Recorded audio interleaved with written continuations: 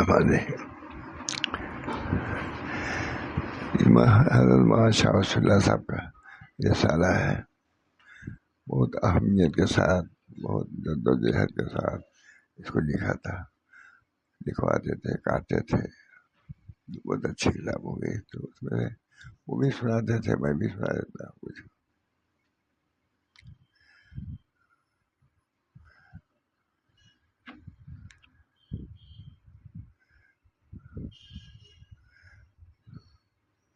بسم اللہ الرحمن الرحیم۔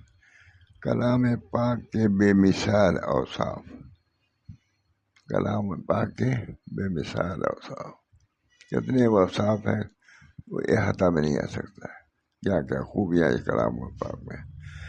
اللہ تعالی ہم سب لوگوں کو اس کی معرفت بھی دے اور عقیدت بھی دے، تاکہ ان کے کلام سے ہم فیض یاب ہو سکیں۔ ہے اتنی بڑی چیز ہے تو اس کے لیے عقیدت کی بھی تو ضرورت ہے۔ کلام پاک کے بے مثال اوصاف۔ ایک اور حدیث سنیے، اس میں رسول اللہ صلی اللہ علیہ وسلم نے خود قرآن پاک کے بہت سے اوصاف بیان فرمائے ہیں۔ عن الحارث الاعور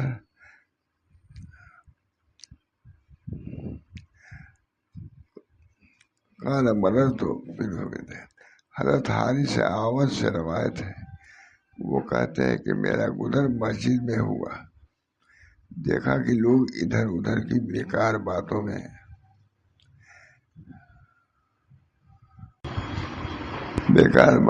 مشغول ہیں۔ یہ منظر دیکھ کر میں حضرت علی رضی اللہ تعالیٰ عنہ کی خدمت میں حاضر ہوا، اس کی اطلاع دی کی تو فرمایا کہ واقعی لوگ ایسا کر رہے ہیں، یہ قرآن کے ہوتے بھی ادھر ادھر کی باتیں کرتے رہتے ہیں۔ تو فرمایا کیا واقعی لوگ ایسا کر رہے ہیں؟ میں نے کہا ہاں۔ فرمایا کہ میں نے رسول اللہ صلی اللہ علیہ وسلم کو یہ فرماتے ہوئے سنا ہے کہ لوگوں عن قریب فتنہ عظیم ہونے والا ہے، فتنہ عظیم ہونے والا ہے۔ میں نے عرض کیا یا رسول اللہ، اس وقت فتنے سے نجات کا کیا ذریعہ ہوگا؟ فرمایا کہ اللہ تعالیٰ کی کتاب، اس لیے کہ اس کے اندر پہلے لوگوں کے احوال کا ذکر ہے اور آئندہ ہونے والے امور کی خبریں ہیں، سب اسی میں علاج موجود ہے۔ وہ تمہارے آپس کے اختلاف کا حل، وہ فیصلہ ہے، وہ حق و باطل کے درمیان فاصل ہے، وہ کوئی حضر مذاق نہیں ہے۔ قرآن ہے تو سمجھ کے پڑھو، دل لگا کے پڑھو، عظمت کے ساتھ پڑھو۔ وہ کوئی حضر مذاق نہیں ہے، بلکہ وہ ایک سب حق ہے۔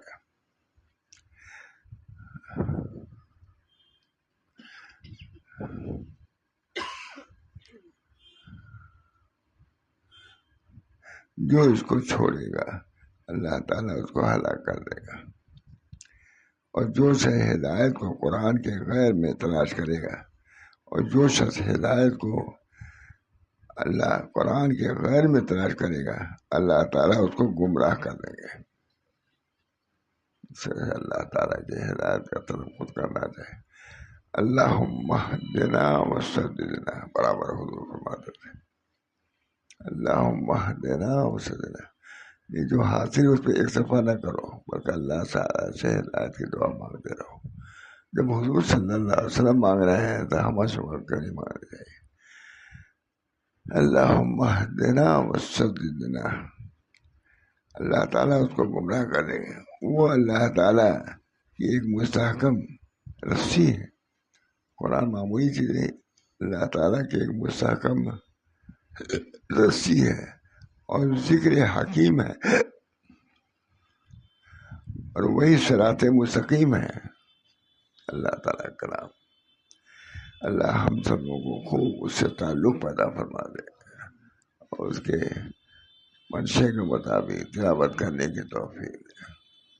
تلاوت کر ہی لیتے ہیں، جیسے تیسے کر لیا نہیں، دل لگا کے کرو۔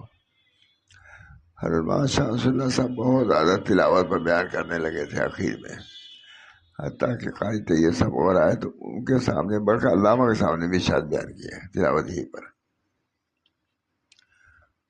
وہی سب نقل کیا گیا ہے۔ ایسی چیز ہے کہ ہوا اس کی معافت کو ایسے حق سے علیحدہ نہیں ہوتی، اور اس کی قرأت میں زبانوں کو دشواری نہیں ہوتی، کلام اللہ آسانی سے آدمی پڑھ لیتا ہے اس کو، اور علماء کو اس سے سیری نہیں ہوتی ہے، ایسا کلام اللہ ہے۔ اور یہ قرآن کثرت تکرار سے پرانا نہیں ہوتا، جتنا بھی پڑھو گے، یہ نہیں کہ بہت دن ہو گئے کئی مرتبہ پڑھ لیا پڑھنے جی نہیں چاہتا، بلکہ بار بار پڑھنے کا اس کا جی چاہے گا۔ جیسے دیکھتا ہوں بہت سے لوگ رمضان میں پڑھتے ہیں، تکرار پڑھتے رہتے ہیں، کئی مرتبہ کئی ختم کرتے ہیں، ایسے لوگ بھی ہیں۔ حضرت خود یہاں تو ختم کرتے ہی تھے، پھر چلے جاتے تھے، رکشا بیٹھے چلے گئے سوئی لائن، وہاں پر کیا ہے تو فرمایا ایک دفعہ کہ تم لوگ سمجھتے ہو کہ میں ٹہلنے کے لیے جاتا ہوں، نہیں میں ٹہلنے نہیں جاتا، بلکہ قرآن پڑھنے کے لیے جاتا ہوں، رمضان میں بلکہ قرآن پڑھنے کے لیے جاتا ہوں۔ اور یہ قرآن کثرت تکرار سے پرانا نہیں ہوتا، اشعار دو چار مرتبہ پڑھے ہیں تو پرانا، لیکن قرآن جے مرتبہ پڑھیے نہ یہی معلوم ہوتا ہے، یہ خدا کے کلام کی صفت ہے۔ اللہ ہم سب لوگوں کو قرآن پاک سے مناسبت پیدا فرما دے۔ پڑھنے یا سننے سے جو اکتانے لگے ایسا نہیں ہوتا، اس کے عجائبات کبھی ختم ہونے والے نہیں ہیں، قرآن پاک کے عجائبات ختم ہونے والے نہیں ہیں۔ یہی وہ کلام ہے جس کو سن کر جن بھی یہ کہے بغیر نہیں رہ سکے کہ ہم نے ایک عجیب قرآن سنا ہے جو راہ راست کی ہدایت کرتا ہے، سو ہم تو اس میں ایمان لایا ہے، جنہوں نے ایمان لیا ہے۔ اور جس نے قرآن کے واسطے سے کوئی بات کہی تو سچی بات کہی، اور جس نے اس پر عمل کیا وہ معجور ہوا، اجرت دیا گیا۔ اس بات ہے قرآن پاک کے، مضمون کو پڑھنا بھی چاہیے دوبارہ، یہ نہیں سننا ہے، تاکہ اس کی وجہ سے دلچسپی پیدا ہو قرآن سے۔ اور جیسے قرآن کے واسطے سے کوئی بات کہی تو سچی بات کہی، اور جس نے اس پر عمل کیا وہ معجور ہوا، یعنی اجرت دیا گیا۔ اور جس نے اس کے ذریعے کوئی فیصلہ کیا اس نے انصاف کیا، اور جس نے اس کی جانب مخلوق کو دعوت دی وہ لوگ سیدھے راستے کی طرح ہدایت پر آ گئے۔ سبحان اللہ، سبحان اللہ۔ رسول اللہ صلی اللہ علیہ وسلم نے قرآن کریم کے کیا کیا اوصاف بیان فرمائے، یہ سنا آپ نے۔ کہاں ہم لوگوں کو فرصت ہی نہیں، نہ ذوق ہے نہ شوق ہے۔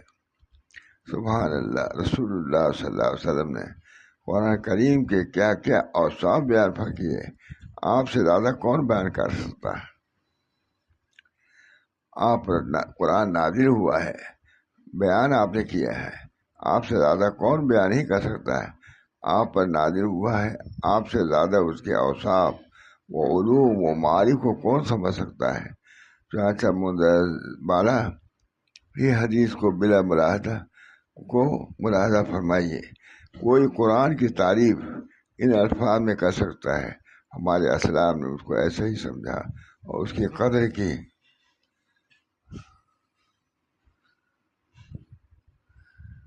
اللہ تعالیٰ نے اس کی برکت سے ان کو دنیا میں بھی معزز اور مکرم فرمایا۔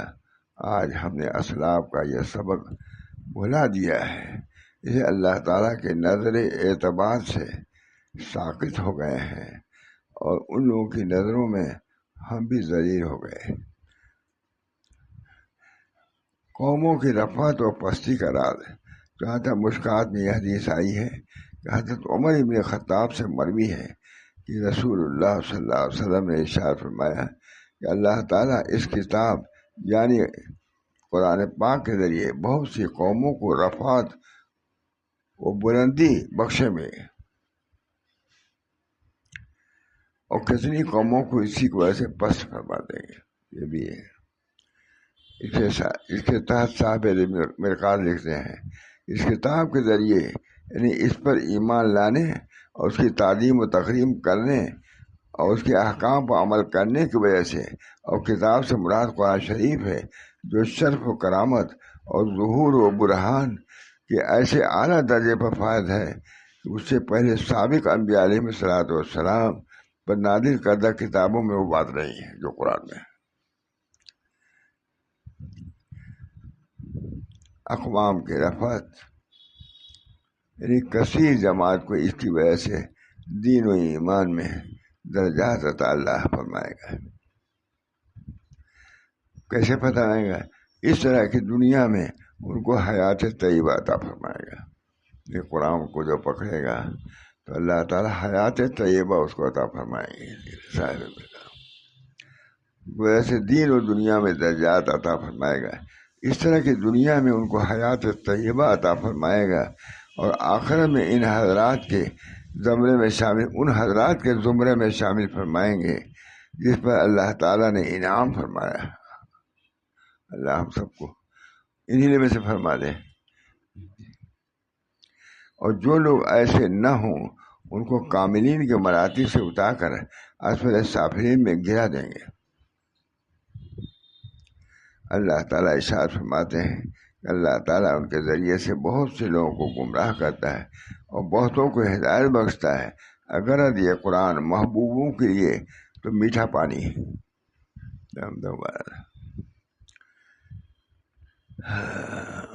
اللہ تعالیٰ بہتوں کو ہدایت بخشتا ہے، الغرض یہ قرآن محبوبوں کے لیے تو میٹھا پانی ہے کہ اس سے سیرابی حاصل کرتے ہیں، اور محجوبوں کے لیے خون ہے، کچھ نہیں آتی۔ جنہوں نے ادھر توجہ ہی نہیں کیا تو وہ بھی الگ ہی کر دیے گئے۔ چنانچہ اللہ تعالیٰ کا ارشاد ہے کہ ہم قرآن میں ایسی چیز نازل کرتے ہیں کہ وہ ایمان والوں کے حق میں جو شفا اور رحمت ہے، اور نا انصافوں کو اس سے الٹا نقصان بڑھتا ہے۔ یہ بھی علامہ دیبی فرماتے ہیں کہ جس شخص نے اس کو پڑھا اور پہ اخلاص کے ساتھ عمل کیا، اللہ تعالیٰ اس کو رحمت رفعت بخشیں گے۔ اللہ ہم سب کو توفیق دے۔ اور جو محض ریاکاری کے لیے تلاوت کرے گا اور عمل نہ کرے گا اس کو پس فرما دیں گے۔ دیکھیں اس حدیث سے معلوم ہوا کہ قرآن پاک کی دونوں ہی صفت ہے، جیسے اس پر ایمان لانے، اس کی تعظیم و تکریم کرنے اور اس کی تلاوت کرنے سے عزت اور رفعت ملتی ہے، ویسے یہ بھی ہے کہ ان پر ایمان نہ لانے کی وجہ سے تعظیم و توقیر میں کمی ہو جاتی ہے،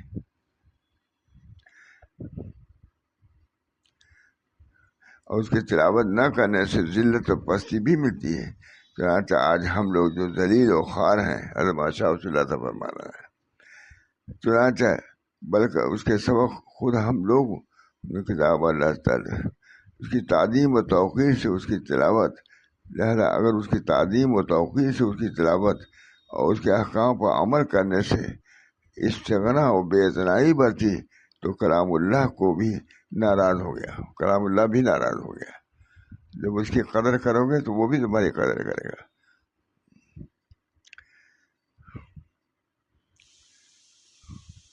تو اللہ کرم اسے اپنے فیوض و برکات سے محروم کر دیا، ہو ظاہری طور سے ہو، جو اعتقاد ہونا چاہیے اس میں سے کمی ہے، اس وجہ سے محروم کے محروم ہی رہ گیا۔ اللہ ہم لوگ تعظیم تو اس کی تلاوت اور اس کے احکام پر عمل کرنے سے استغنا اور بے اعتنائی برتی تو کلام اللہ بھی ناراض ہو گیا، اس نے اپنے فیوض و برکات سے محروم کر دیا۔ ہمارے اس استغنا کی نحوست کی وجہ سے ذلت و رسوائی نازل ہو گئی۔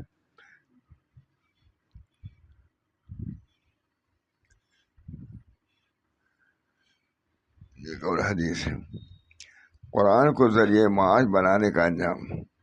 سنیے، قرآن کے نبض یعنی ترک کا یہ دنیا میں انجام بد ہے کہ اس سے بڑھ کر عذاب و نکال آخرت میں ہوگا۔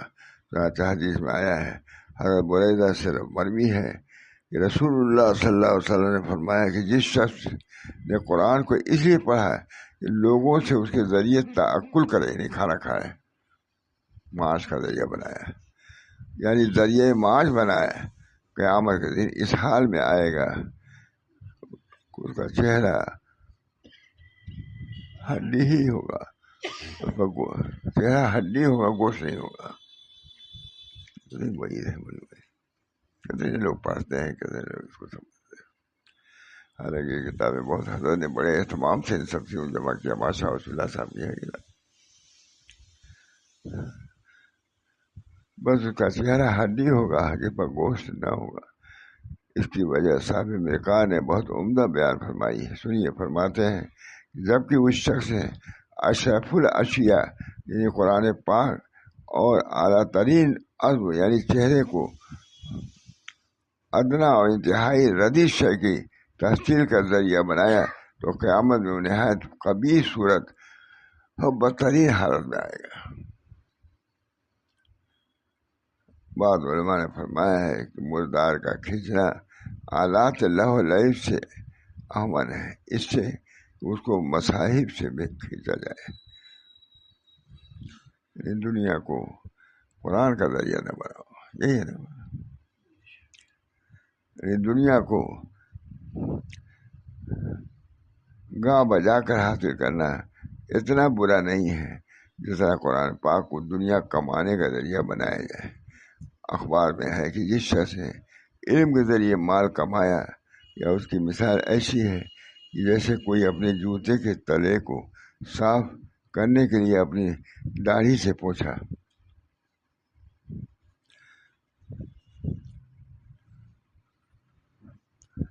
ان احادیث سے قرآن عظیم کا مرتبہ کتنا عظیم معلوم ہوا۔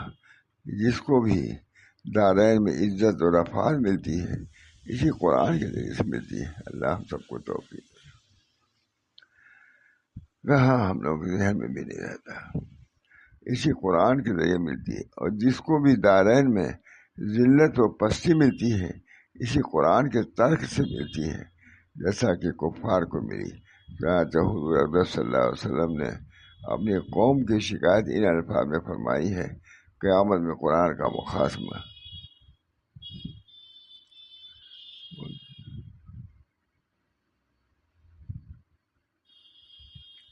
بہت حضرت کا بیان ہے، بہت اچھا بیان ہے، پڑھ لیجیے گا کبھی، میں تو لائق نہیں ہوں سنانے کے۔ دعا کیجیے مولانا ہم لوگوں کو بھی صحت و عافیت ہو، اور دین کا کام جو ہو رہا ہے خلوص کے ساتھ چلتا رہے۔ اللہ تعالیٰ بہت زیادہ نہیں چاہتا، کچھ بھی تو ہم کریں، اب اتنی ہی سے کچھ آ جاتی ہے، تازی آتی ہے۔ اللہ تعالیٰ ہم سب لوگوں کو قرآن پاک کے فیوز و برکات سے مالا مال فرمائے اور اپنے رضا کا ذریعہ اس کو بنائے۔ دعا کریے۔ اللہم صلی اللہ علیہ وسلم۔